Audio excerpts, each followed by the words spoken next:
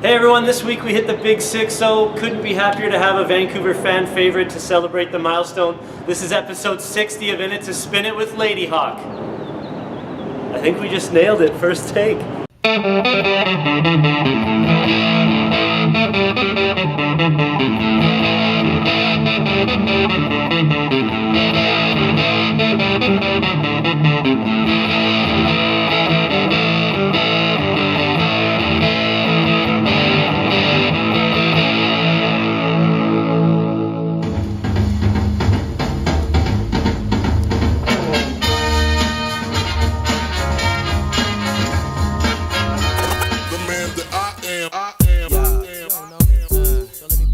Van City's finest, the Rascalz. I met Red One earlier this week on my birthday actually. He shared that new Rascalz music will be hitting radios in June, so that's pretty cool. I talked to him about Cash Crop and how it was only ever released as a double promo vinyl. I picked this up about a year ago. Such a great album, one of Canada's best. Northern Touch isn't on here because that was released later and added to CDs later. The Solitaire remix, Sole Obligation, Fit and Ready. Lucky enough to see these guys a few times over the years.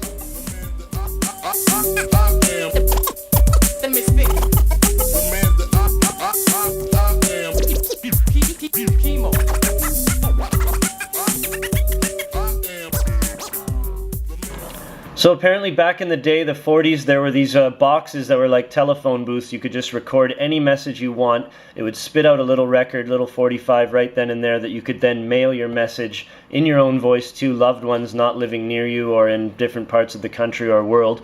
Jack White, being the inventive guy he is, has refurbished one of these, and Neil Young's new album is completely recorded in this fashion. Have a listen. Hi, Mom. Hey. It's great to be able to talk to you. I haven't been able to talk to you in really a long time, and my friend Jack has got this box that I can talk to you from, so I'm glad to be able to send you this message and tell you how much I love you, and also tell you that I think you should start talking to Daddy again. And since you're both there together, there's no reason not to talk. Which leads us right into Parcel Time, straight from Third Man Records. This album was dropped completely by surprise. It just went up one day on Third Man. I pulled the trigger, no problem on this. Love Neil, love Third Man stuff. This is a full covers album. Springsteen, Lightfoot, Willie Nelson, Dylan, amongst a few others. Nice packaging. I went for an old look.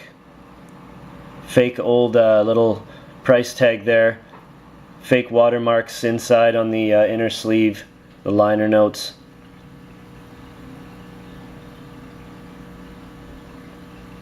A little bit of damage there, oh well. It was confirmed that these two were collaborating, but nothing in stone, and then this thing showed up. Sounds really, really old. If you've ever heard like Robert Johnson recordings, sounds a little like that. Pretty cool concept though, I'll enjoy listening to this one. So last week we had Dustin on the show. He's a member of Twin River. Local Vancouver band Tough Age and him share a history. Thought this would be a good opportunity to set the record straight and see how the Tough Age Bromley demos came to be. To them because I wanted them to apply for Music Waste last year. Yeah. And Jarrett was saying, yeah, I don't have any recordings. I'm like, shit, man, just wrap an iPhone in a towel or a shirt and throw it at the other end of the jam space. And Yeah, that's a cool story. He's responsible for their success. Yeah, right. yeah. Tough Age is awesome. Personally, they are awesome. From what I've heard, you guys had nothing recorded as of a couple days ago, but you tell us about how you recorded your first demo. It's kind of interesting. We had to get some demo recordings up. We submitted to SLED, and I was mostly relying on some of the old Cream Gut recordings that are songs we carried over, because we carried over some of the unreleased songs that I wrote. And then Music Waste, we really want to play Music Waste. You know, it's my favorite festival. I mean, who knows if we get in, but we submitted, and my friend was bugging us, and I said, we kept trying to record, and it just kept blowing out the sound. Yeah. And he told me to wrap my iPhone in a sweater and put it in the corner of the room. So we did it, and it's not the best quality, but you can hear every Yeah, no, instrument. it's surprisingly decent. Yeah, so it gives you an worked. idea of the song. So we launched into that, and we just played 6 or 7, and then I chose the ones that sounded sort of the most audible, and I put them up so that we had something. And yeah, it was pretty crazy for iPhone demos. We had, I think 200 plays the first day in the first 24 hours. So Very it was cool. pretty inspiring. So we caught up with Ryan and Darcy on the last night at the Decade of Passive Aggression tour. We talked about Toronto and the future of Ladyhawk. Let's see what the guys had to say.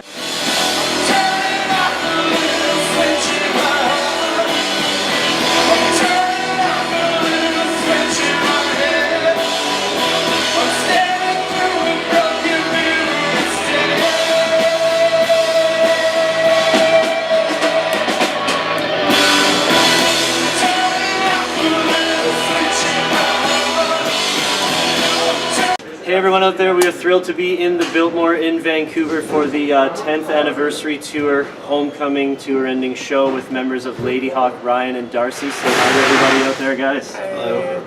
We actually got some light in the Biltmore. We found a good spot finally. Darcy, you've been on the show prior. Thank you. I never actually fully thank you for being one of the early guests. Took a big risk, It's really, really nice of you still to have said yes so early in the time of the show.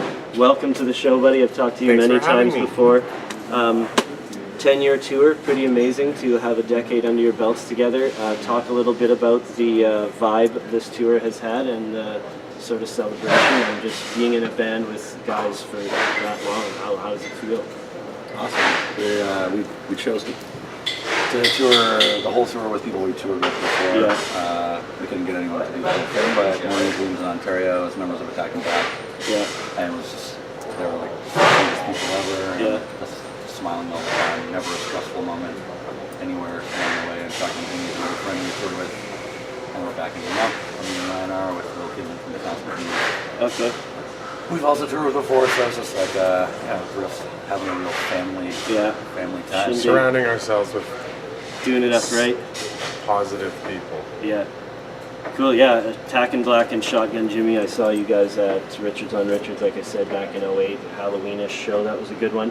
I asked you already, but how is the Horseshoe show? I know you guys have a good fan base in Toronto. Great. Yeah, It was sold total out, chaos. Lots of stage diving. Nice. As it should be. It was pretty intense energy, but I had a blast. Yeah, well, let's delve into that Toronto relationship. I know Ladyhawk has a good base out there. When I was at Ronnie's last summer at the Ronnie's Whiskey there, Nicole and I met a guy named Matty, chef there. I don't know his name. And, I know he's flown you guys out for some parties, Matty Stock or something that it goes Matty by. Fest, yeah. Matty Fest. So talk a little bit about those shows and what kind of vibe those are and how that all gets hooked up. Well, we hadn't done very well in Toronto until we toured with the Constantines and John Ray the River. Yeah. And Matty was on that tour. Oh, he's a stole musician? shots or something. No, he just came to. Oh, he was on that too. Okay. He was supposed to do stuff, but he just had that. Yeah. But he stole shots off one of our computers like a year before it came out, and he passed it around Toronto. Oh, so when shots really? came out, things have changed for us drastically in that city, and it's just been a great place to play ever Nice. since. So you got the buzz out. But then people still bought the record, but they had a master version. Which I guess that was a nice thing for me to do. Yeah. Against the rules. Steal your record and leak it? Yeah, what a great guy. Well, it worked in our favor. Can't be trusted. Yeah. Can't be trusted. He's a generous person. Yeah, I hear. So I'd love to get out to the Horseshoe one of these times to see you guys. But let's get into Vancouver. One of the best times, if you ask Nicole and I, that we've ever had at a show was last year, Vice show, Ladyhawk, Needles and Pins. Just an incredible feeling of camaraderie, friendship in there. It was just a fantastic time. Not to mention the unlimited beer. That probably had something to do with it. Yeah, it was just amazing. So much pure fun. Talk a little bit about that show specifically. Did that feel different than your average show just because of the Well, it friends? felt like an and- old show because it was in a smaller space and it was just all our friends. It felt great. It felt, like it was Pat's Pub 2004 or something like that. It was kind of a exhausting day. I recall just not being able to remember it. My camera was on and the mic on my shirt from 10 a.m. until Yeah, you guys went Until out. even after a sound check, they were like, more, we need more from you. And, Yeah, and then the finished product was like, what, a 4.5 minute clip or something? I guess I was expecting more. I thought it was Editing job. Yeah. I don't. the outcome. Yeah, I didn't need to see more. Yeah, we were leery because you had to like sign that thing, right, to get into that show, and signing your image away and the combination of unlimited booze is kind of yeah.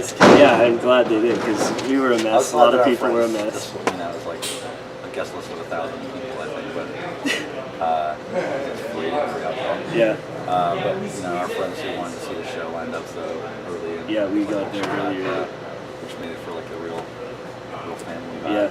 Yeah, it was a great one. So we you hadn't played here in like quite a while. Yeah, you know.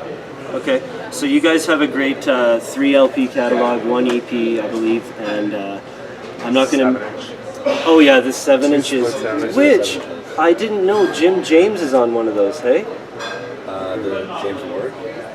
yeah, Who's Jim James? from My Morning Jacket. James Ward. I think. Is it not James Ward? Because it's listed on Discogs as Jim James. It's James Ward. I got no records like James Ward. Okay, then maybe What is it? I don't know. Maybe I'm wrong, but those are hard to find. They go for Is like. that M. Ward's real name? M Ward, yeah. That's it. It's M Ward? Okay, well I'll get it Ward. sorted out by the time this airs. Yeah, we never. I think they told us we were going to get 50 and they gave us 10. Yeah, those are hard to get. I'm looking, but I'm not going to make you pick a favorite album, but can pick your couple favorite live songs to play with your own catalog. What do you love?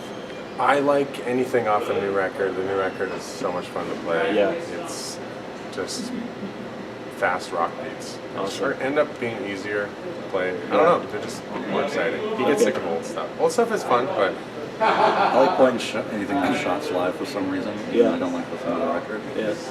I guess I don't listen to any of them, but I mean, if it was on, I'd push it off first. Yeah. But and I like the new song. Window Pane's probably my favorite. Yeah. Great stuff on there, of Dance track. course. I like to dance. Yeah. Okay, well let's quickly get in the quick future. What are we talking? We got the first tenor behind us. Are we recording, or do we have a new LP or future of Ladyhawk? Hopefully we'll work on demos somehow. Yeah. But there's no real direct plan. Yeah. Okay. But definitely lives a little bit closer now. So maybe it's longer. If it was a plane ride, it's like 9 minutes. But we're more likely to. He's west than us. Yeah. We're more likely to go west than east. Okay. Well, I'm sure you'll make it happen. 3 records in 10 years is a pretty good ratio, I'd it would be say. nice. I can't promise anything. Yeah, no. I guess in the next year or two. Okay, good. Well, there are a lot of great bands in Vancouver, as you know. We're spoiled here, but if I had to pick and was forced to sit down, just longevity and albums, you guys, Ladyhawk would be the top. Love you guys. I always buy tickets the day it comes out. It's good music. Nothing like Ladyhawk shows, beer drinking songs. It's just so great. Yeah, that about wraps it up. Let's have a great night tonight. Welcome home, and congrats on 10 years in a band together, guys. Thank you. Yeah.